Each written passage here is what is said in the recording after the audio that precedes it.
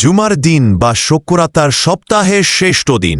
এই দিনের মর্যাদা ও তাৎপর্য অনেক বেশি।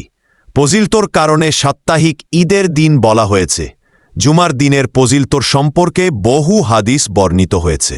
আল্লাহর রাসূল সাল্লাল্লাহু আলাইহি ওয়াসাল্লাম বলেন, জুমার দিন সপ্তাহের মধ্যে শ্রেষ্ঠ এবং তা আল্লাহর নিকট অধিক সম্মানিত। ইবনে মাজাহ হাদিস 1800। আবু হুরায়রা রাদিয়াল্লাহু আনহু থেকে বর্ণিত আরেক হাদিসে রাসূল বলেন, সূর্য উদিত হওয়ার দিনগুলোর মধ্যে জুমার দিন সর্বোত্তম। এই দিনে আদম আলীকে সৃষ্টি করা হয়েছে। এই দিনে তাকে জান্নাতে প্রবেশ করানো হয়েছে এবং এই দিনে তাকে জান্নাত থেকে বের করা হয়েছে। মুসলিম হাদিস 808। জুমার আগে যে 4 আমল করবেন। শুক্রবারে বিশেষ কিছু আমাল ও সুন্নত রয়েছে, বিভিন্ন হাদিসে সেগুলো বর্ণিত হয়েছে।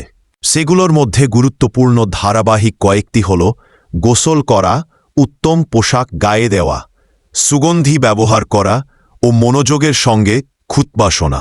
আল্লাহর রাসূল সাল্লাল্লাহু আলাইহি ওয়াসাল্লাম বলেন, যে ব্যক্তি জুমার দিন গোসল করে উত্তম পোশাক পরিধান করবে এবং সুগন্ধি ব্যবহার করবে, যদি বার্নিক থাকে, তারপর জুমার নামাজে আসে এবং অন্য মুসল্লিদের গায়ের ওপর দিয়ে টপকে সামনের দিকে না যায়, নির্ধারিত নামাজ আদায় করে, তারপর ইমাম খুতবার জন্য বের হওয়ার পর থেকে সালাম পর্যন্ত চুপ করে থাকে, তাহলে তার এই আমল পূর্ববর্তী জুমার দিন থেকে পরের জুমা পর্যন্ত সমস্ত সগেরা গুনাহার জন্য কাফফারা হবে।